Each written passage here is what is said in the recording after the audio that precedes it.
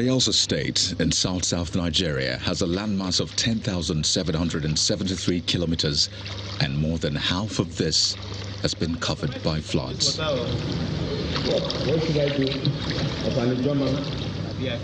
Currently, the most common mode of transportation is the use of canoe, and those who will swim struggle through the water to get to their destinations.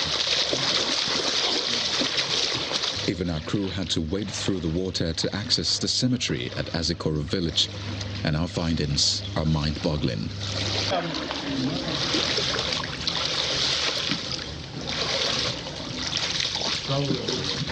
This is the wrapper.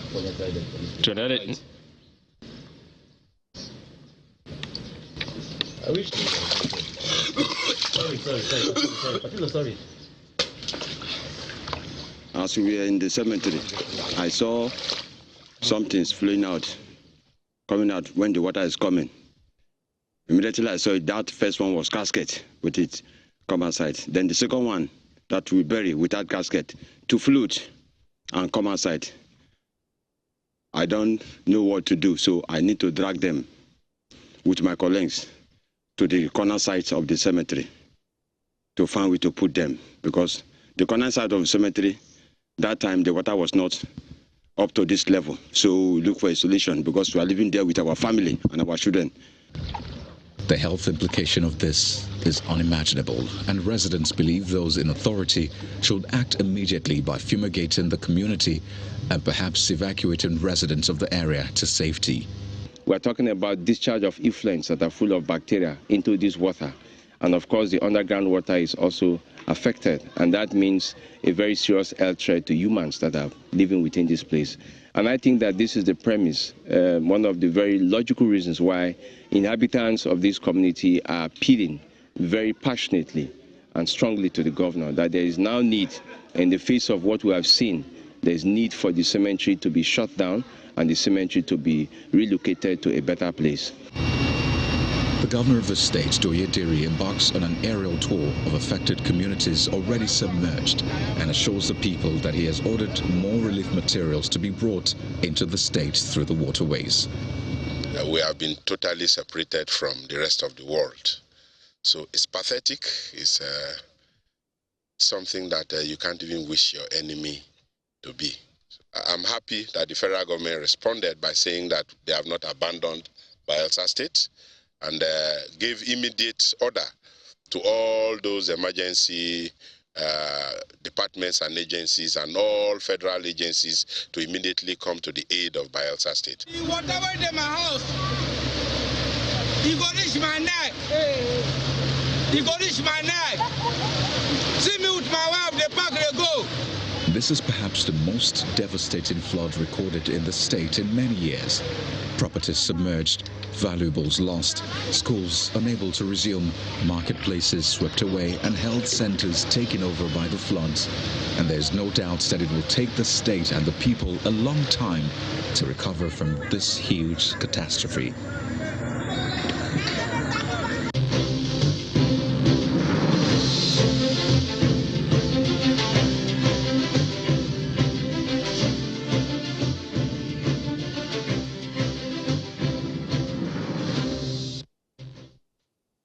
Welcome back. 2022 in retrospect. Now, in spite of the warnings by various government agencies for Nigerians to brace up for floods this year, many communities were still caught napping. Well, joining us to talk more about this, we're moving into the environment sector and also climate change. We have here in Lagos, Oluwafemi Akinbode, Executive Director, Corporate Accountability and Public Participation Africa.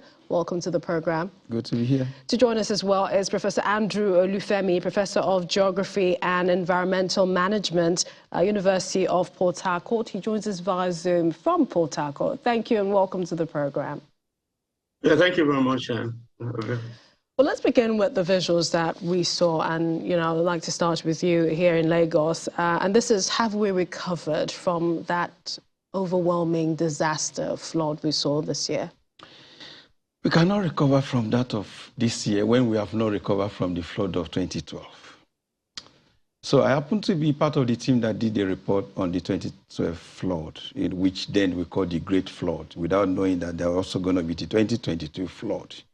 And sometimes last year, I was driving to Abuja, and I just decided to veer off the main road to visit some of those communities at Dankolo, around Lokoja, and those areas. And of course, I still saw there some of the displaced families that are yet to be settled. Despite the enormous amount of money that were raised then under the Jonathan government for, as it was advertised, relief for victims of that flood. So I would say, if I have to speak from experience, it's just practically impossible in our climb in this country for those victims of, just few months or few weeks ago to have recovered. And of course, it's a year of monumental, climate crisis. Of course, it started right away from Jobe in July, and nothing was done, and the waters came down. By August, it's already in Lokoja, and then up till to the southern part, and of course from the visual that you've seen. So, not only in Bayelsa, there was another state in the north. I'm not sure that it was Yobe or Niger, and that the flood also, took over a cemetery. About 1,500 corpses were uprooted. There was a rice farm of about $15 million that were destroyed. How do you recover from close to 1,000 deaths, close to 1 million people displaced? And to make matters worse, you begin to see that people in government that were supposed to assuage, to bring hope, succor to our people, started blaming God. The waters that you've seen was, rained from God. So there were people who also spoke about, we need 30 years to be able to come out with plans to undo flood. And of course, we didn't see the kind of carefully planned out, carefully executed, impact targeted kind of response from the disaster management agencies of the country. So I don't think the people, and from reports that we are getting actually, from the number of houses that were destroyed, how many of the families have actually been relocated, how many of them have been taken care of. I mean, we've not seen such kind of what can bring recovery at this point. Professor Olufemi, to you, do you agree with my guest in the studio who says we haven't finished from the effects of 2012, not to mention what we're going through this year in terms of the recovery of the flooding? Do you think that the government, the agencies responsible, were not prepared? Yes, please. I want to agree with what the speaker just said. And let me just start by reading something that was said by the United Nations Secretary General. He said, humanity has a choice: cooperate or perish. In Nigeria, unless we are intentional about preparedness, especially dealing with flood issues, we won't be able to go far. So I was also part of the team that covered River State post-assessment of that 2012 flood. We had opportunity to also organize other programs that also made us to go to the field to actually look at, interface with people, what were their experiences and what was the response from the government. But the story is still the same until we got into where we are in 2022. So we're not doing so much. Yes, we have all the programs, we have all the documents, we have all the policies out there. But when it comes to implementing those policies to the letter and to get results out of all of those things, that is where we're supposed to be going to, and not all these activities that are not actually helping out in reducing the challenges that people are going through. Nigeria is vulnerable to flood. And with what happened in COP27 this year, it also shows that even the United Nations, the global world is aware that Nigeria is under flood, and Nigeria is not doing so much to stop or manage this issue. You say, Professor, is as a result of global warming. Hello? Professor Olufemi, yes. How much would you say, how much of this, what we're going through, would you say is as a result of global warming? Please, there's a breaking network. I'm not hearing you quite well. No worries. Let's come to the guest in Lagos. How much would you say is as a result of global warming, climate change, and that this is what the government and policymakers should begin to look into? So I said earlier by saying that 2022 actually is a year of, extreme weather meltdown. Whether you're talking about the Hurricane Ian, you're talking about the drying up of water in some parts of Europe, heat waves and the rest of them. So you could see that actually that climate change calamity is here. And when you add the vulnerability of our continent with the global, the climate heating up, then you see more of those extreme weathers. And I just want to dissuade the minds of Nigerians that look at the calculation of 2012 and 2022, and some people are beginning to postulate that, okay, it's going to be the next 10 years. There's nothing scientific to show that this flood will wait till 10 years. It can happen again next year, all right? But coming back to what you have said, the intensity of, weather variation that we'll see now, it's not what we've seen before, all right? So we begin to see more of these disasters or the drying up of Lake Charge, of drought in the north, and then you see highly intensified rain, and then of course you then see the flood that we begin to see. So a great deal of this is attributable to climate change, and of course it's also the issue of some carelessness on the part of the Nigerian government.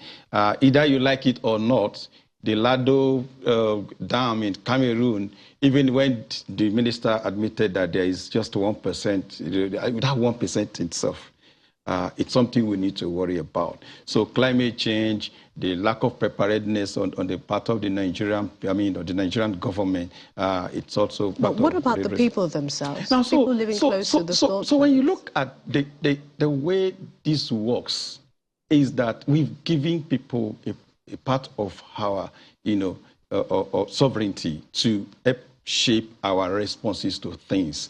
So you do have this flood starting from Yobe in July. And then you expect that since NIMET had predicted that there will be flood in over 27 states of 37 states of the Federation, then you have a government that will have set up maybe a committee or a task force or to be able to mobilize Nigerian people to prepare for the flood. In cases that you've seen, extreme weather cases, government do evacuate people along the flood lines and the rest of them. Please, let's be very serious about 2022. This flood cut off the federal capital of our nation for several weeks. Vehicles could not cross from Lokoja to Abuja. This is becoming more of a security issue. Do you understand? For people at war, what do? The first thing you do is cut the supply lines of your enemy. So we're beginning to see that even flood can be used as a weapon against our government. So it is a federal responsibility of governments. Now, a lot of the time, what governments, people, the kind of government we have, want to do is to shift the blame to the victims. And so they want to say, what are the ordinary people? Are people dumping waste on River Niger, for Christ's sake? There is a huge difference between urban flood and the kind of flood we're talking about that is ruining almost the entire country. Yes, there are urban floods that are also caused by the non-enforcement of, town planning rules, the usual thing that they need to go and educate Nigerians. And I also want to ask people, when some of us were growing up, all right, in the days of the whole radio stations and the rest of them, there used to be like public address system advising Nigerians all over the radio, all over TV stations saying, do not dump garbage in the waters. Do you understand? Where are those? So a great deal of these is about government taking over the responsibility. It's about corporations that are fueling climate change, causing the crisis, to be made to be accountable. And then those things that fuel climate change needs to stop. I want to talk about another issue, slightly, but still on environment. And this goes to Professor Olufemi, and hoping you can hear me now. And this is with regards to the environment, especially in the Niger Delta where you are, the illegal bunkering and how that is polluting the environment. Yeah, this has been quite a huge challenge for us, especially in the Niger Delta environment. Especially, I had an opportunity to travel over waters recently, and you can just feel the impact and the import of the effort that the state governor put in place, at least to reduce the activities of this bunkering. Because in the past, when you are traveling over water, you see a lot of seepages on water and the kind of emitting air on the sea. It's quite dangerous to head. But it's been a challenge. It has affected aquatic resources, and has also affected even the transportation itself and so many other activities that the waterways or water resources are meant to provide for the Niger Delta. And so I think in the coming year, we expect that we need to do more to be able to enhance the cleanup to ensure that the waterways, especially in the Niger Deltas, are cleared up. Now, a lot of some of the challenges we do have is this deposition on the waterways, and a lot of debris that covers up the waterways are not cleaned up. And at the end of the day, each time there's an excess water and excess rain, then it flows out of the banks and creates a lot of problems for us. And this is particularly so because, you know, at the downstreams where the Niger Delta is, we have a lot of all these waterways that are receiving the deposition, the transported debris from the upper streams, and so has created a lot of issues, a lot of problems. Please, my name is Obafemi, not Olufemi, please. Andrew Obafemi, please correct that. Thank you. You know, also on that issue, is that a problem for you? I know you also attended COP27. Yeah, I mean, we did attend COP27, and on the issue of, let's say, bunkering, you know, there's the local parlance called the pole fire. And of course, you can link that with what is called the soot problem in Port Harcourt. Yeah, so if you've been following the so-called big discovery of, you know, bunkering and activities going on in the Niger Delta, I think you could see clearly now that, you know, the big guys and not the locals are behind the majority of the problems. Of course, we have those people that are frying diesel and the rest of them. And I think that the issue is about how do you have community stakeholdership in development. You know, when you do have, you know, mining going on in your communities that actually inflict pains and, you know, destroy your environment, and then people that are not employed, that begin to look for ways to survive. I mean, either ways you want to take a look at that, you have to look at it holistically, all right? You know, go after the big guys who are causing some of these problems, you know, look at how the community can be part of your security system and how you can make them stakeholders in the kind of development that you do, and even make that development useful for them. You cannot continue to drill oil in my community and I don't have electricity, all right? And back to COP27. COP27 was called African COP because it was supposed to throw up issues relating to the continent. Being a continent that contributes less than 4% to global warming, and then the major receiving continent in terms of the impacts of climate change. And so we went to COP with the expectation for the most important thing is that emissions should reduce at source, and that we should be able to get commitment on real solutions as against, you know, false solutions like the net zero and the rest of them. It was a tough COP. You know, it was invaded by, you know, the same polluters who want to be the ones to create the problem. I mean, you don't call mosquitoes to come and solve malaria. Neither could the fossil fuel industry be the ones to provide answer. The market economy actually created the climate change problem. Market cannot solve that problem. However, COP created an avenue for us as campaigners around the world to raise, the issues. And Mr. Akimbode, let me just ask you this. Chamberlain has something. Yeah, okay. Now, just a minute, Mr. Akimbode. You started out by painting a grim picture that we didn't recover or have not recovered from the previous flood, and it's difficult to recover from this particular one in 2022, and you were part of those who came up with the report. And listening to that, of course, a lot of people will be concerned about that. But if you were to recommend how we should approach this flooding that happened now, because lots of people will talk about the warnings that preceded this one and how there will be subsequent warnings, but what we do will be of very, very huge consequence, either positively or otherwise. So, in conclusion now, could you give us your recommendation in terms of how we should approach these kind of issues moving forward in this country? I think the first thing I'll say, Timberlane, is that we should put round peg in round holes and the square peg in square holes.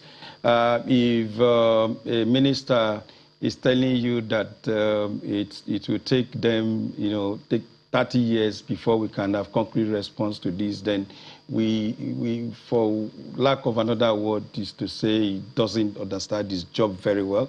If another minister, again, has been given the task of setting up a committee to come up with solutions for 90 days, and I'm not sure after the announcement of the setting up of that committee, you've heard anything about what they could do.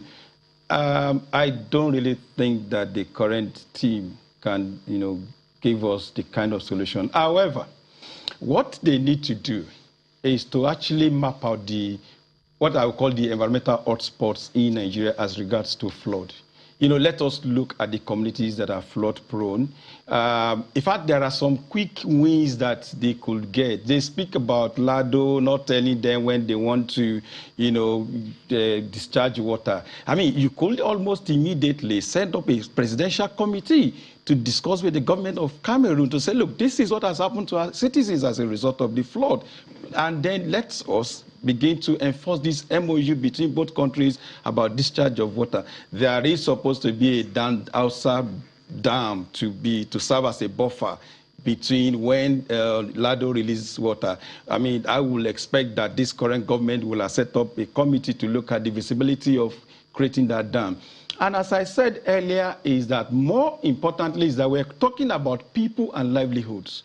People died. People lost their homes. You want to see a government that will immediately begin to bring succor to the people. Look at Bayelsa. Look at East West Road. That road was completely destroyed. I mean, you want to begin to see an emergency fund, repairing that road because people suffered and they continue to suffer on those roads. So it's a national emergency, not even the 90 days that was given by Mr. President for him to see a report. There are things that could be done immediately. And of course, we should also have the long-term plan of how to completely address this issue of this perennial flooding in Nigeria as a result of water flowing from Benue down to Bayelsa, and then you see the entire state covered with flood and destroying lives and property. Professor Olufemi, your parting words. Yeah, okay, yeah, please, I corrected my name, Obafemi, not Olufemi. I do beg your pardon. Yes, I agree with my colleagues that have spoken out there. I want to suggest that we must take out politics from professional services that require immediate actions. For instance, since NEMA was pulled out from where it used to be and put under a ministry that lacks capacity to be able to handle disaster issues, we are not going forward, especially in that direction. So my parting word is that, like my colleague said, we should try to allow professionals to handle professional activities that will help us to be able to manage our flood issues in this country. Of course, there are even in the United Nations, like I said earlier, I acknowledge the fact that Nigeria is under perennial flooding, and there's a fund that is being set up. But that fund, unless there is trust, there's mutual trust amongst and within the system, to be able to have people that will be entrusted to manage some of those moments come. then it becomes a challenge. Finally, I want to say that we must see what NEMA is doing, how we can increase the capacity of NEMA, which is what the Constitution recognizes as the agency to manage flooding and all those flooding issues in this country. We can rejig what NEMA is doing by ensuring that the right persons are made to head specific activities. For instance, recently there was a document presented to us and maybe commissioned by the federal government on this flood response. But it took so long for that flood response framework to come up. And even after launching the framework, the issue is unless we also allow the researchers, there are 6 centers that were established by NEMA across Nigeria. They should allow evidence-based information to be provided by all of these centers to enhance what the government will be able to do to achieve a better response to managing disaster. Thank you, Professor. And talking about some of the functions of NEMA, it's also, there were so many other things that occurred. The building collapsed, there were fire outbreaks. So quite a lot, for the administration. Also next year, the incoming administration to look at, especially in curbing all of these issues with our environment. We'd like to thank you, Professor Andrew Obafemi. Thank you so much, Professor of Geography and Environmental Management, University of Port Harcourt, and thank you, Mr. Oluwafemi Akinbode, Executive Director, Corporate Accountability, Public Participation Africa. Thank you for joining us on the program, and Happy New Year to both of you. Thank you. Happy New Year.